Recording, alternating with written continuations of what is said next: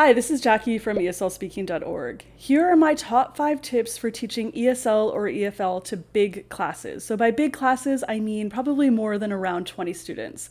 So I used to teach in Korean universities, and I would often have classes of 30 or 40 students.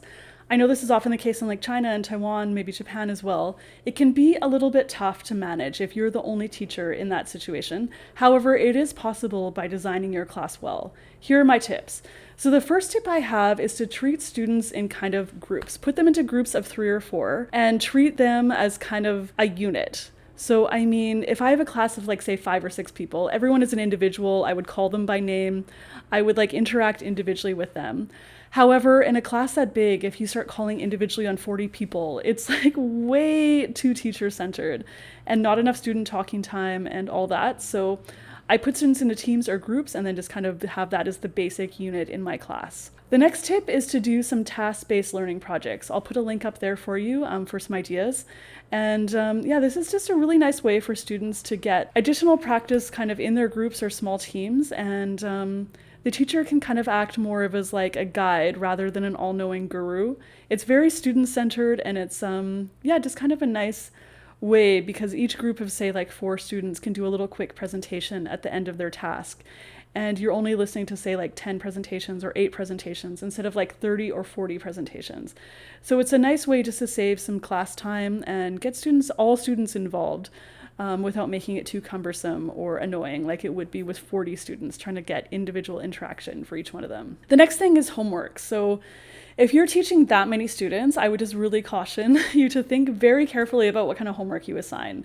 Think about, do you really want to be grading 40 cases of like whatever you assign? So I will generally do kind of things that are easier on the grading or things that are just kind of like pass fail. So for example, I'd get students to make a video, a self-introduction video, and it would either be you did it or you didn't do it. But if you if you assign homework where you're like going through the nitty gritty details, trying to assign half points for this and grammar and vocabulary, and just all this kind of stuff, it can actually be really tedious and tiring. So think carefully about what homework you assign. All right, the next tip is to have student-centered activities.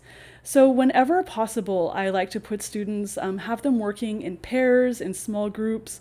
Maybe one group talks to another group about something, kind of surveys, that kind of thing. So I try not to stand at the front of the class and lecture or talk too much. And this also involves like talking one-to-one, like, oh, hey, Bob, what do you think? Oh, hey, Jenny, what's your answer? Hey, how about you, Keith? What's your answer? So that is very student-centered. So that leads me to the next one. Instead, I like to do, I think of students kind of doing individual work. Then they join together with a partner and they maybe compare answers or they chat about something. Then I have those 2 pairs join together with another pair so that they can form a little group. And then maybe at that point, we will come together as a class and then I will elicit an answer from a group. One answer from this group, one answer from this group. So kind of just think about student talking time and try to increase this as much as possible. So the only way to really do this in a big class like that is to have students work in smaller groups and not necessarily one-to-one with you. And I understand that might be a struggle because lots of students take a class with a native English speaker and that's what they want, that's what they expect. However, in a class of 30 or 40 students, it's actually not reasonable. And so you just kind of have to let that expectation go, and so do the students, because it doesn't actually help them in the end if they get, like 10 or 20 seconds of student talking time with a teacher.